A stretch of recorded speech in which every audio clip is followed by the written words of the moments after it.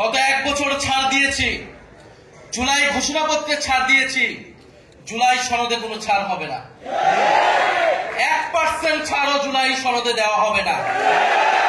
যেই মৌলিক সংস্কারের রূপরেখা জনগণের পক্ষ থেকে ঘোষণা করা হয়েছে, যেই মৌলিক সংস্কার, যেই নতুন বন্দোবস্তের কথা আমরা বলেছি, যেখানে গণতন্ত্র নিশ্চিত হবে, স্বৈরাচার আর ফিরে আসতে পারবে না, রাষ্ট্র কাঠামোকে গণতান্ত্রিক হিসেবে গড়ে তুলব, সেই জুলাই সনদে আমরা 1 বিন্দু পরিমাণ ছাড় দিব না।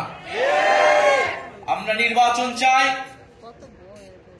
নির্বাচন গণতন্ত্র ভোটাধিকারের জন্যই আমাদের লড়াই ছিল, কিন্তু আমরা এর সাথে এও বলেছি পরিবর্তনের মধ্য দিয়ে বাংলাদেশকে যেতে হবে। বাংলাদেশের এই মুহূর্তে সবচেয়ে বড় সংকট হচ্ছে স্থিতিশীলতা এবং জাতীয় ঐক্য ধরে রাখা। যদি রাজনৈতিক দলগুলো, রাজনৈতিক শক্তিগুলো নিজেদের মধ্যে জাতীয় ঐক্য ধরে রাখতে না পারে, দেশের স্থিতিশীলতা নিশ্চিত নিজেদের মধ্যে ছাড় দেওয়ার মানসিকতা তৈরি না হয়, ফলে আরেকটি 1-11 আসবে। কারণ আমরা ইতিহাসে এটাই দেখেছি। আমরা মনে করি রাজনৈতিক সমস্যার সমাধান রাজনৈতিক দলগুলোকেই বসে করতে হবে এবং সেই সংস্কৃতি বাংলাদেশে কায়েম করতে হবে। যদি রাজনৈতিক দলগুলো ব্যর্থ হয়, লাভবান হবে ডিজিএফআই, লাভবান হবে অরাজনৈতিক শক্তি, লাভবান হবে বিভিন্ন বৈদেশিক শক্তি।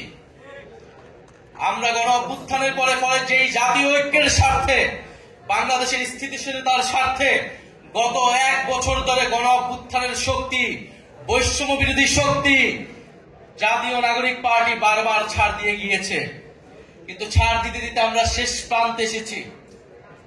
আমরা এবার ছাড় দিব না।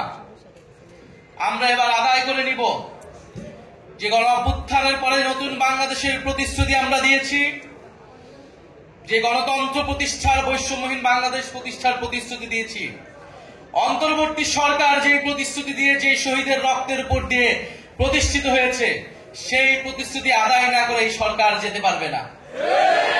সেই প্রতিশ্রুতি বাস্তবায়ন না হওয়া পর্যন্ত কোন রাজনৈতিক দল ক্ষমতায় আসতে পারবে না।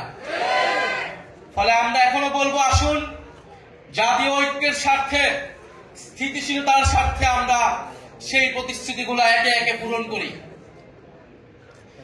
আজকে জাতীয় যুব দিবস, জাতীয় যুব সম্মেলন, ফলে যুবকরা একত্রিত হয়েছে। আমরা দীর্ঘ সময় ধরে আপনাদের স্বপ্ন সম্ভাবনার কথা শুনেছি। আমরা দেখেছি বিগত 16 বছরে এদেশের তরুণদের সাথে কিভাবে ট্রিট করা হয়েছে। শুধু 16 বছর নয়, আমরা গত 54 বছরের ইতিহাসও দেখেছি। তরুণরা বারবার রক্ত দিয়েছে, বারবার রুখে দাঁড়িয়েছে, বারবার স্বৈরাচারের বিরুদ্ধে দাঁড়িয়েছে এবং বারবার প্রতারিত হয়েছে। গত 16 বছর ধরে বারবার রাজনৈতিক দলগুলোর পক্ষ থেকে, ফ্যাসিবাদ বিরোধী দলগুলোর পক্ষ থেকে আহ্বান করা হয়েছিল, তরুণরা কেন রাজপথে নেমে আসছে না, ছাত্ররা কেন রাজপথে নেমে আসছে না। জেনজিরা অ্যাপলিটিক্যাল, তারা রাষ্ট্র নিয়ে ভাবে না, সমাজ নিয়ে ভাবে না। এই জেনজিরা কিন্তু সেই ভুল ভেঙেছে। তারা প্রমাণ করে দিয়েছে তারা রাষ্ট্র, সমাজ, দেশ নিয়ে ভাবে।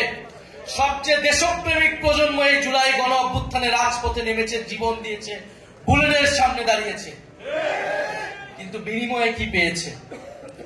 যদি এই তরুণদেরকে আমরা বাংলাদেশের যারা ক্ষমতা কাঠামোয় রয়েছে, যারা ক্ষমতা নির্ধারণ করে, তারা যদি আবারও প্রতারিত করি, এই দেশের আর কোনো ভবিষ্যৎ নাই। তরুণরা বারবার জীবন দিবে, রক্ত দিবে রাজনৈতিক দলগুলোকে ক্ষমতায় নেওয়ার জন্য, আর বাংলাদেশের পরানগরের ভাগ্যের কোনো পরিবর্তন হবে না, এইটা বাংলাদেশের তরুণরা আর মেনে নেবে না।